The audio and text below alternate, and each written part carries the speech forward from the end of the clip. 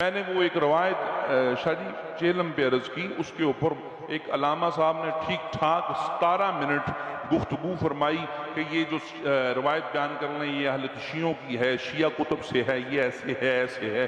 17 minute گفتگو کرنے کے بعد وہ فرمانے لگے ہاں ہم بھی علی کو اللہ کا ولی مانتے ہیں۔ تو میں نے عرض کی حضرت فرق صرف اتنا ہے، آپ اردو میں مانتے ہیں، ہم عربی میں مانتے ہیں۔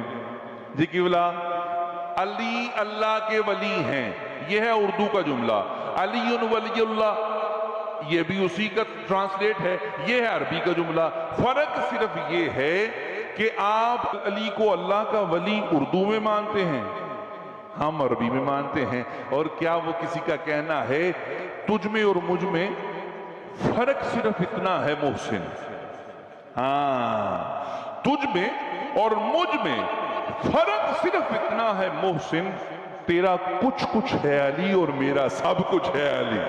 اچھا میں نے روایت کو کیا عرض کی تھی شاہ جی، المودۃ القربیٰ میں اور یہ ینابی المودہ میں، یہ 2 کتب کا حوالہ۔ اس کے علاوہ اور بھی کئی کتب میں یہ روایت ہے کہ حضرت عتبہ بن عامر، اچھا میں یہاں پر وہ اس کا جو لطف ہے، لطیفہ جسے کہتے ہیں، وہ بھی میں آگے جا کے عرض کروں گا۔ پہلے روایت سن لیجئے۔ حضرت عتبہ بن عامر رضی اللہ تعالیٰ عنہ اس روایت کو نقل کرنے والے ہیں۔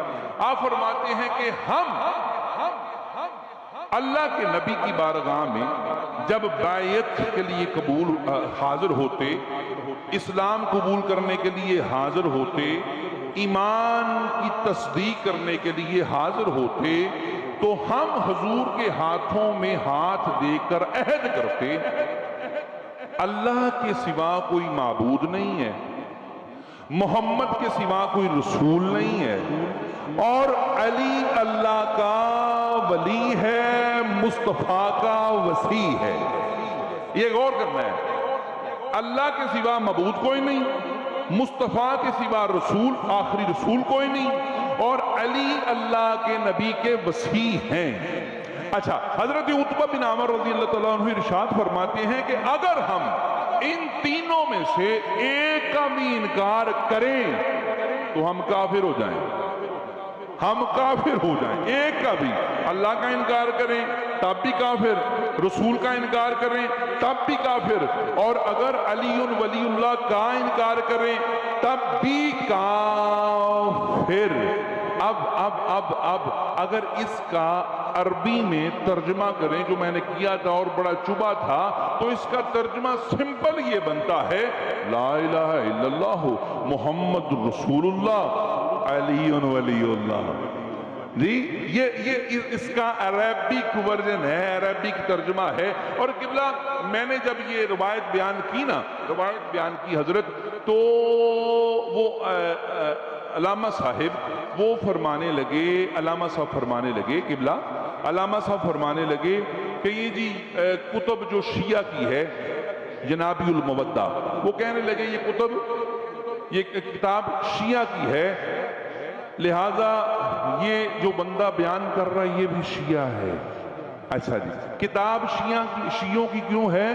کیونکہ شیعہ کہتے ہیں ینابی المودہ ہماری کتاب ہے۔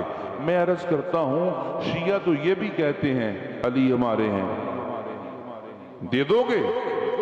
شیعہ تو یہ بھی کہتے ہیں حسن ہمارے ہیں، حسین ہمارے ہیں، سجاد ہمارے ہیں، باقر ہمارے ہیں، جعفر ہمارے ہیں، جناب حضرت موسیٰ کاظم ہمارے ہیں، علی رضا ہمارے ہیں، تقی ہمارے ہیں، نقی ہمارے ہیں، حسن عسکری ہمارے ہیں۔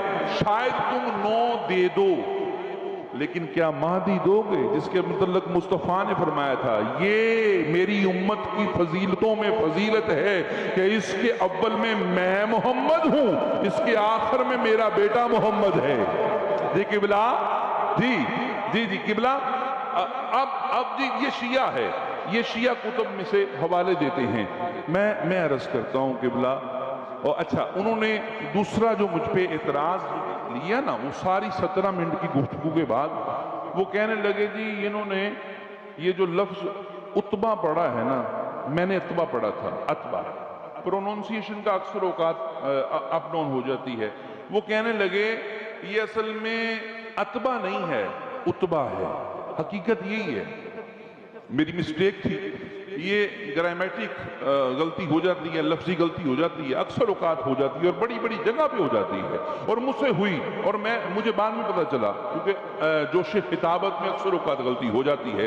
میں نے اتبا کو اتبا پڑھا. وہ کہنے لگے جی اچھا, ساری جو گفتگو کرنے کے بعد کہنے لگے یہ دیکھیں اس کو تو یہ بھی نہیں پتہ چلتا کہ اتبا ہے کہ اتبا ہے.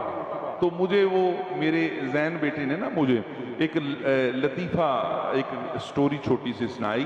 وہ یہ کہ ایک بس کے اندر ایک مولوی صاحب اور ایک درویش, ایک ملنگ نا سفر کر رہا تھا. ایک ملنگ اور ایک مولوی صاحب, دونوں مولوی صاحب اور ملنگ صاحب جا رہے ہیں.